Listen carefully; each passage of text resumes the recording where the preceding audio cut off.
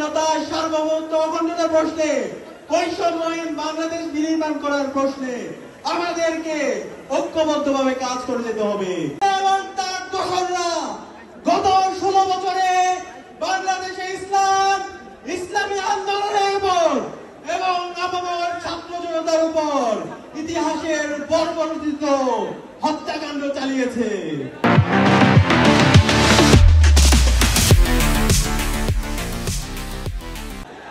আপনারা জানেন 2009 সালে পীরগালা হত্যাকাণ্ডের মাধ্যমে এদেশে দেশপ্রেমিক নাগরিকদেরকে হত্যা করা হয়েছে। 2013 সালের 28 ফেব্রুয়ারি আল্লামা দেলোয়ার হোসেন সাঈদীর রায় পরবর্তী সারা দেশে গণহত্যা সংঘটিত হয়েছিল। 2013 সালের 5 মে শাপলায় আমাদের এদেশের মাদ্রাসা শিক্ষার্থীদের উপর গণহত্যা এবং শিশু হত্যা সংঘটিত হয়েছিল।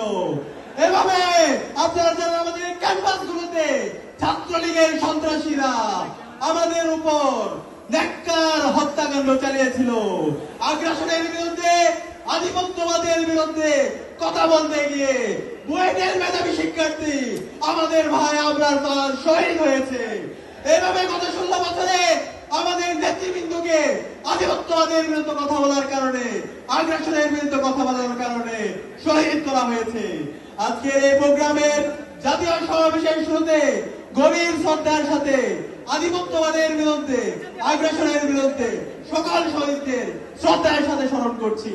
সাথে সাথে জুলাই বিপ্লবের আবু সাঈদ ওয়াসিম শান্ত থেকে শুরু করে শহীদ আলী রায়হান 2000-এর অধিক যে সমস্ত ভাই বোন শহীদ হয়েছে সকল শহীদদেরকে শ্রদ্ধার সাথে স্মরণ করছি।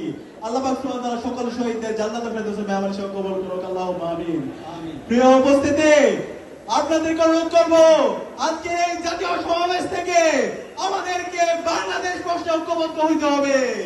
দেশের স্বাধীনতা সার্বভৌমত্ব অখণ্ডতার প্রশ্নে বৈষম্যহীন বাংলাদেশ বিনির্মাণ করার প্রশ্নে আমাদেরকে ঐক্যবদ্ধভাবে কাজ করে যেতে হবে।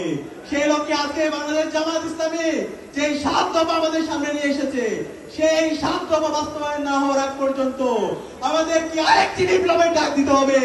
আমরা কি প্রস্তুত আছি? আগামী বিপ্লব হবে ইসলামের বিপ্লব ইনশাআল্লাহ। আগামী বাংলাদেশ হবে ইনসাফের বাংলাদেশ। বাংলাদেশ জিন্দাবাদ, বাংলা ইসলামী ছাত্র শিবির জিন্দাবাদ। For more updates, follow us on Facebook, subscribe our YouTube channel, get the latest update on www.daily-sun.com.